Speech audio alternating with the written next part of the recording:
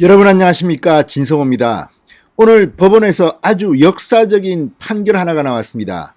바로 6.25 때 북한으로 끌려간 납북자 후손이 김정은을 상대로 제기한 손해배상 소송에서 원고 승소 판결이 나온 겁니다. 이 5천만 원을 배상하라고 했는데 전액 배상 판결이라는 아주 엄청난 결과가 나왔습니다. 자, 그런데 문제는 김정은이 이 돈을 줄 리가 없습니다. 그러면 이 돈은 누구한테 받을까요? 놀라지 마십시오.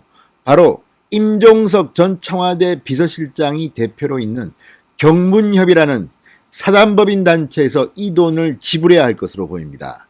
자, 이미 지난해 6.25 국군포로들이 원고안에서 손해배상 소송을 진행했는데 승소했습니다. 앞서 국군포로들이 승소하면서 이 김정은을 상대로 받아내야 할 돈도 역시 이 임종석이 대표로 있는 경문협이 내야 할 것으로 보입니다.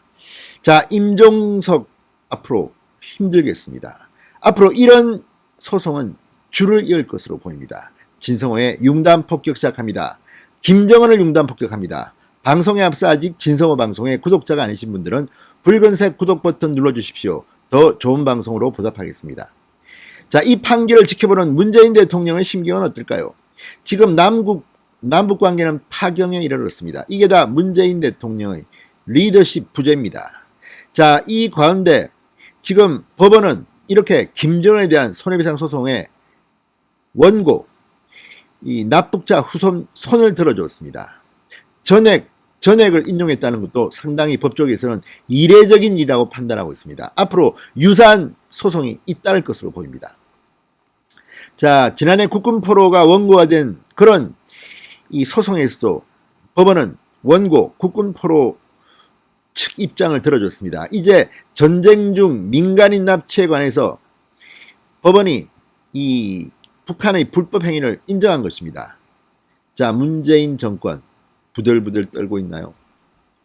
자, 오늘 서울중앙지법 민사 70일 단독 김영수 판사는 납북자 최모 씨의 아들이 조선민주주의 인민공화국과 김정은을 상대로 제기한 5천만 원 손해배상 소송에서 피고들이 공동으로 원고에게 5천만 원을 지급하라고 판결했습니다.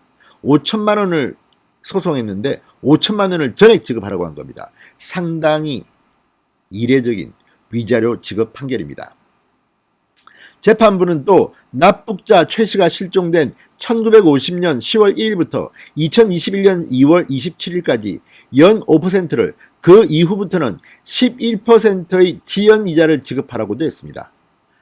재판부는 판결 이유에 대해서는 상세히 설명하지 않았습니다. 그런데 어쨌든 이자까지 더해지면 이거 어마어마한 돈이 됩니다. 이거 눈덩이같이 커진 이 돈을 임종석이 대표로 있는 경문협이 지불해야 될 것으로 보입니다.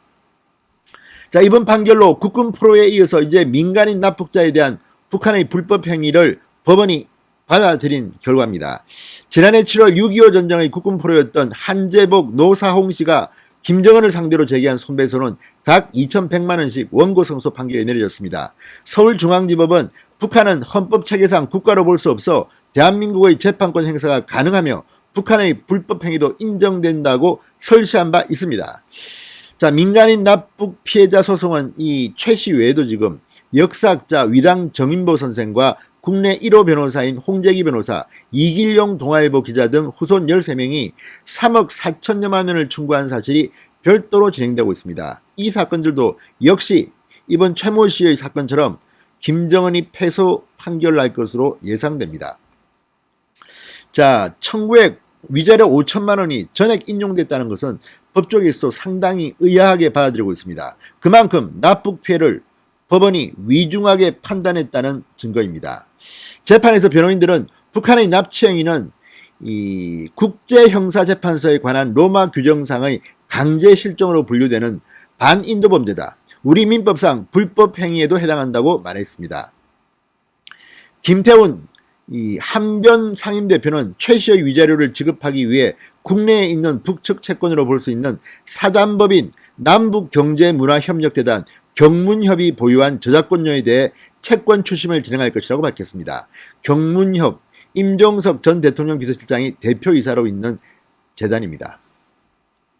자, 지금 이 재단, 남북경제문화협력재단 경문협은 이제 앞으로 줄줄이 김정은을 상대로 한 소송에서 패소할 때마다 엄청난 돈을 지불해야 될 그럴 처지에 놓여 있습니다. 앞서 지난해 7월 성소한 국군포로 원고들은 이미 경문협을 상대로 8,599만 원의 추심금 소송을 경문협 관할인 서울동부지법에 제기한 상태입니다. 서울동부지법이 피해자 측 승소 판결에 따라 경문협이 채권 압류 및 추심 명령을 내렸는데도 경문협 측이 돈을 주지 않자 재차 소송을 제기한 것입니다. 지난해 8월 서울중앙지법의 압류 결정문에는 채무자가 조선민주주의인민공화국과 대표자 국무위원장 김정은으로 적혀 있고 제3채무자에는 경문협과 대표이사 임종석 이렇게 적혀 있습니다. 자, 법원은 북한과 김정은이 경문협에서 받아야 할 채권 약 1억 9,252만 원 상당을 압류하고 경문협은 김정은에게 지급을 해서는 안 된다고 명령했습니다. 압류 대상인 1억 9,252만 원, 2017년 한 해 동안 경문협이 국내에서 조선중앙TV 등 북한 저작물을 이용한 국내 언론사에서 거둔 사용료라고 합니다. 이야, 이것까지도 지금 사용료를 저작권료로 받고 있습니다.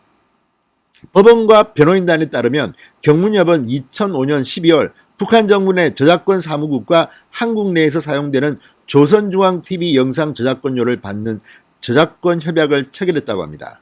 통일부 허가에 따라 2005년에서 2008년 저작권료를 달러 등으로 교환해 북측에 송금해 왔습니다. 그러던 중 2008년 7월 금강산에서 관광객 박광자 씨가 피격되면서 남북 관계가 경색됐고 5.24 대북대체 조치 시행 등으로 송금이 중단됐습니다. 이에 따라 경문협은 법원에 저작권료를 공탁해왔다고 합니다. 자, 납북 피해자 측은 매년 공탁금이 쌓여가고 있는 북한 자산을 피해자들에게 지급해야 한다고 요구해왔습니다. 경문협 측은 북한 정부에 지급하는 것이 아니라 조선중앙TV 등 당사자에게 지급할 채권이라 추심 대상이 되지 않는다고 주장하고 있습니다.